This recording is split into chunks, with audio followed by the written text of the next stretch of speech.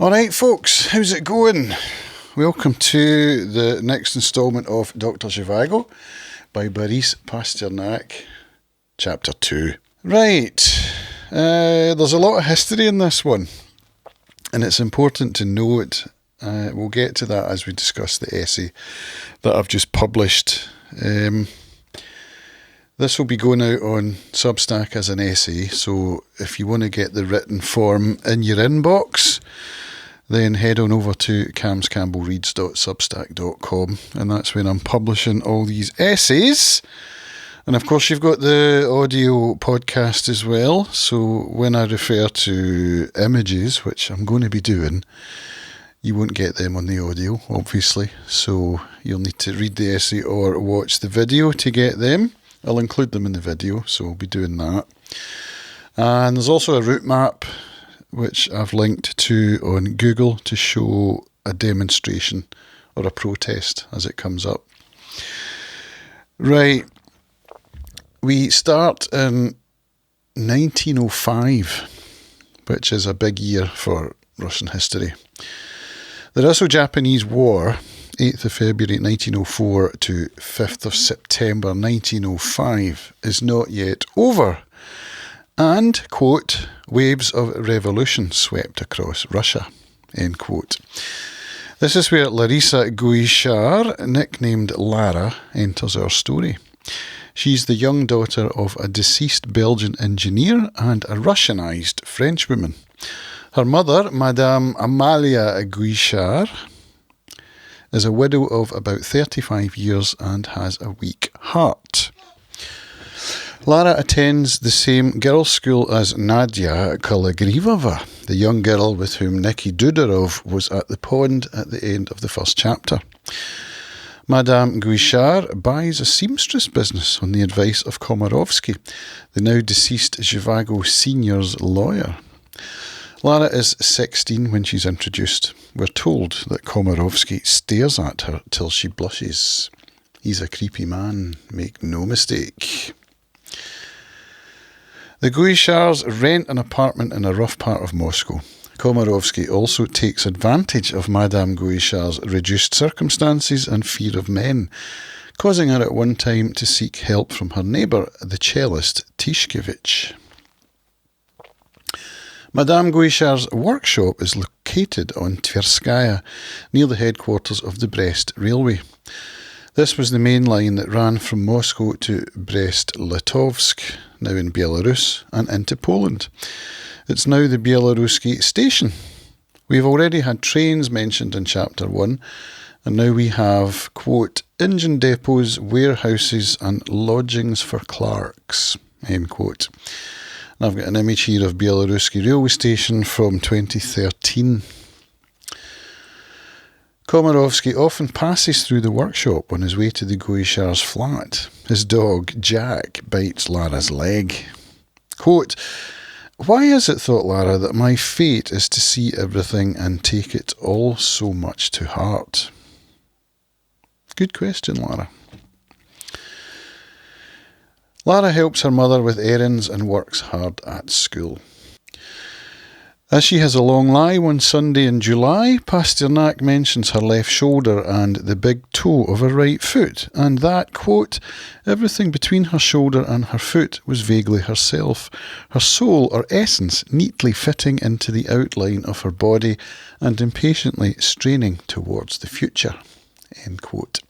It's quite lyrical, isn't it? I read something about shoulders in an essay somewhere, probably in The Critical Companion, but I've forgotten what it said, and it's a physical book, so I can't search. I hope to come back to it as it features again later. I like the idea of one's soul being contained in the body. In my own mind, I sometimes think of it as being trapped in the body. We strive to return to the whole, and do that through art and religion, drugs, connection. If I find the shoulder thing again, I can come back and reference it, as now that I've mentioned it here, it's searchable. Quote, she moved with a silent grace, and everything about her, voice, figure, gestures, her grey eyes and shining hair, was fitting and harmonious. So that's from the Hayward Harari translation. Here's another translation from Pevier and Volokhonsky. She moved noiselessly and smoothly, and everything about her, the inconspicuous quickness of her movements, her height, her voice, her grey eyes and fair hair, went together perfectly. Which do you prefer? Name days. Russians celebrated name days more than birthdays. It's Olga's name day in this chapter, meaning it's the feast day of St. Olga of Kiev, 11th of July. All the Olgas across the land would be celebrating on this day. Name days superseded birthdays in terms of importance. Feast days were based on the Orthodox Christian calendar. Your Christian name would tie you to your religion and form part of your identity. Birthdays were merely biological. Komarovsky takes advantage of Lara at the name day celebration and she's mortified. It was the dancing that had led to it. Quote, dancing, the root of the evil. End quote. There's unrest among the railway workers that autumn in 1905. There's so much history packed into that opening line. I'll unpack it as succinctly as I can. Bloody Sunday took place in January of that year when Tsar Nicholas II's guards fired on peaceful protesters outside the Winter Palace. The protesters were petitioning the Tsar for better working conditions and liberal reform. Many were killed, and it changed the mood of the people. They no longer saw the Tsar as the benevolent father and now became more hostile towards the monarchy. Pressure built, with strikes happening first in St. Petersburg and later spreading to Moscow. The railway industry at the time was huge, as indeed it is now.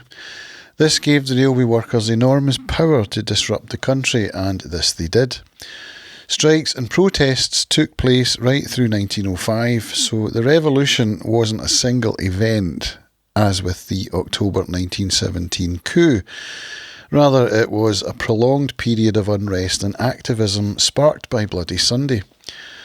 Workers united in small councils called Soviets, in Russian Soviety. The most important Soviet in terms, are we going to call it a Soviet or a Soviet? Let's call it a Soviet because that's what it is in English, I suppose. The most important Soviet in terms of history was the St. Petersburg Soviet. It was hugely instrumental in the revolutions of 1917. There's an image here of Father Gapon leading the protest. So this was the Bloody Sunday protest that went to the Winter Palace. St. Petersburg was the biggest area of unrest, but the railway workers were able to use the rail network to coordinate and communicate. The unrest led to the Tsar's concession in August 1905 to form a state Duma, or parliament, but its powers were limited and it had little effect.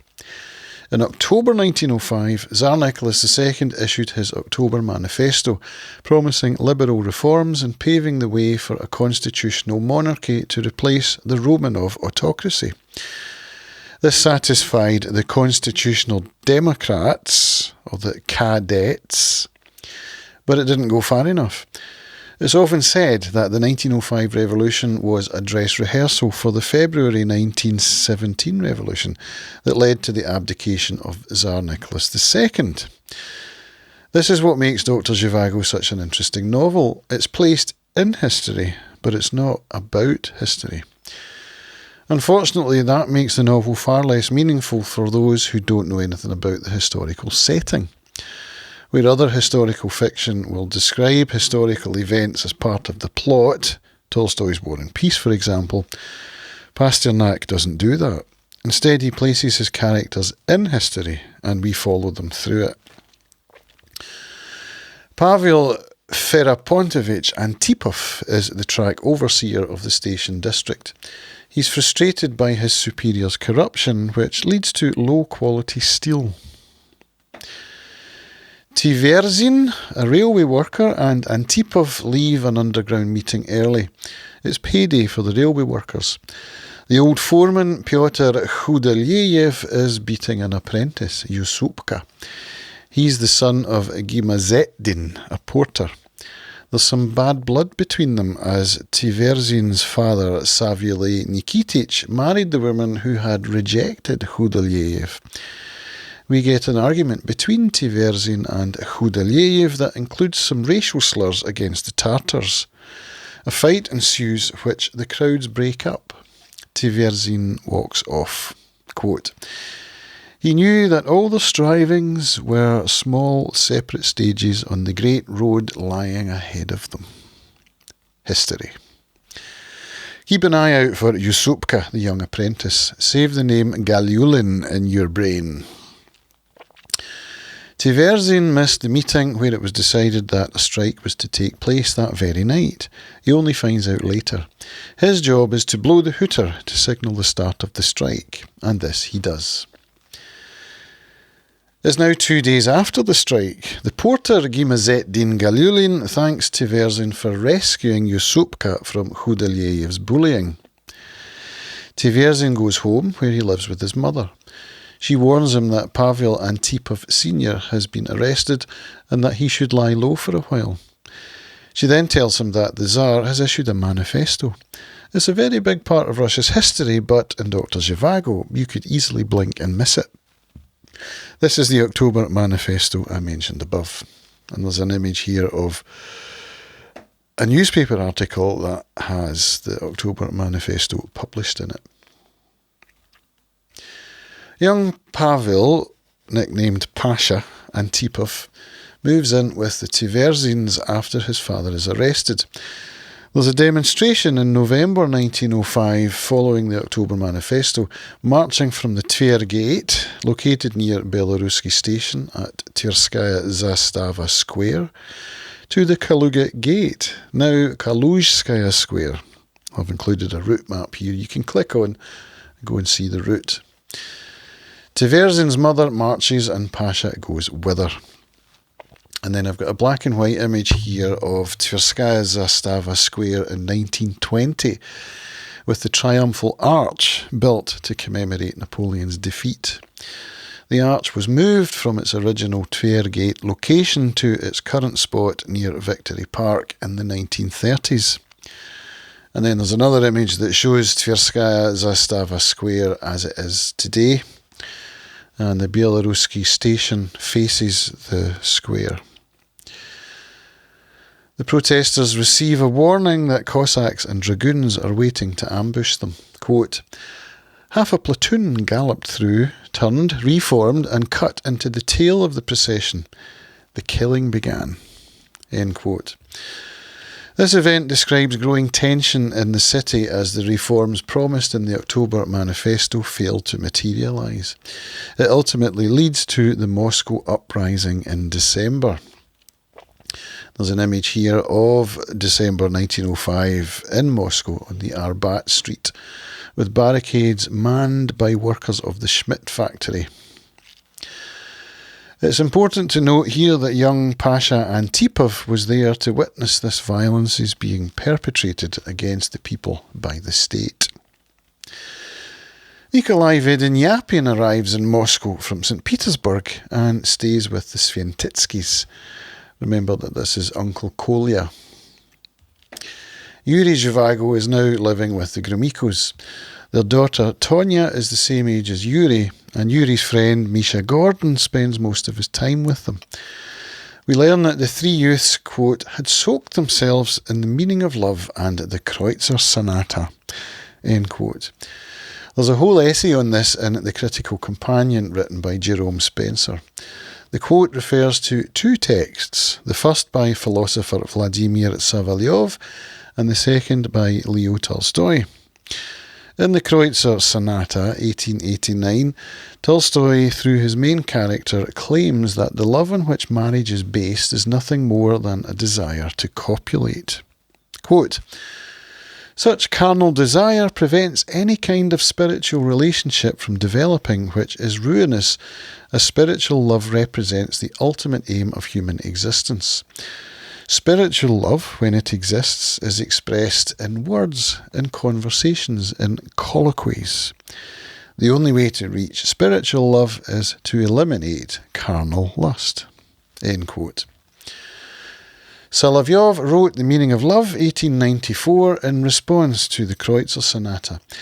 He claimed that spiritual love must come first, followed by social love, and only then animal love. Women represent the divine feminine, and when a man achieves the perfect relationship with a woman, he is allowed to become one with the divine feminine, taking her characteristics into himself. If a woman is corrupted by carnal lust before spiritual love, then that corruption is irreversible. It's kind of problematic, don't you think? I can't talk too much about how Pasternak deals with this, as we're only in chapter 2. Suffice to say, he doesn't agree with either author. It's interesting to note that Pasternak places this reference in the text just before we read of Komarovsky's seduction of Lara. He's clearly thinking about these texts as he writes his novel. Nikolai Vedenyapin has a visitor. They have a discussion about schools and mysticism, which ends up making Nikolai angry, not so much at his visitor as at himself, for revealing to this blockhead some of his most intimate thoughts like this one. Quote, "But for me, the most important thing is the fact that Christ speaks in parables taken from daily life, that he explains the truth in terms of everyday reality. The information which underlies this is that communion between mortals is immortal, and that the whole of life is symbolic because the whole of it has meaning." End quote. He refers to the ancient world and ends with the change brought about by Christ, an idea that I wrote about in my essay on chapter 1, which I've included a link to. Komarovsky lives in the Petrovka, a posh part of Moscow that's reminiscent of St. Petersburg. Pasternak clearly disapproves of this character. Lara walks home in a daze. The weather is unseasonably warm and there's a thaw. She has been at least seduced, possibly raped. We're not told by whom, but the juxtaposition of chapters 11 and 12 make it clear that it was Komarovsky.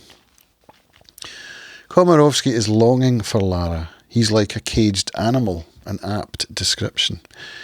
He's infatuated with her. This is not spiritual love. We're told that Jack the bulldog is jealous of Lara, quote, "as if it were afraid of her infecting its master with something human." End quote. Komarovsky takes out his frustration on the dog, kicking him and beating him with a stick. Quote, "what a bewitched circle it was." End quote. Lara is in turmoil over her affair with Komarovsky. On the one hand, she's flattered that such a powerful man should have a sexual relationship with her, and on the other, she's disgusted by it. Quote, "she hated him. He was the curse of her life." End quote.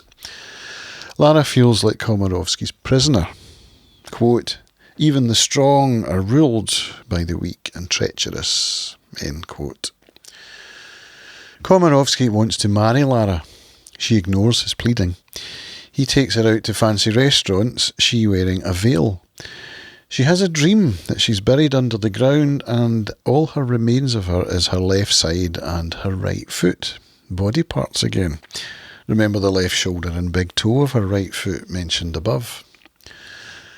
Lara's not religious, but she goes to church for the music of God's word. While she's in church one day, she hears the Beatitudes being read and hears it as a message for her. Happy are the downtrodden. It was the time of the Presnya Rising, the Moscow uprising I mentioned above, yet another of the briefest mentions of a significant historical event. Lara lives in that area and she knows Nikolai Dudarov and Pasha Antipov hang out with the insurgents. She's noticed that Pasha has a crush on her and unconsciously begins to use it to her advantage. At this stage, she thinks of Nicky and Pasha as children, though she's only 3 years older than they are. At that age, 3 years matter. She has also crossed the line from maidenhood. Quote, "good, decent boys," she thought. "It's because they are good that they are shooting." End quote. Those not involved with the uprising take shelter in the Montenegro Hotel. Amalia Guishar's seamstress business had carried on operating all year, but they go out on strike in December, much to Amalia's chagrin. Lara sees how the land lies and comforts her mother, explaining that it's political, not personal. Lara feels safe from Komarovsky now as she's behind the barricades. She wishes that she could tell her mother, but is too ashamed. She remembers a painting that was hanging in the room where it all began, The Woman and the Vase.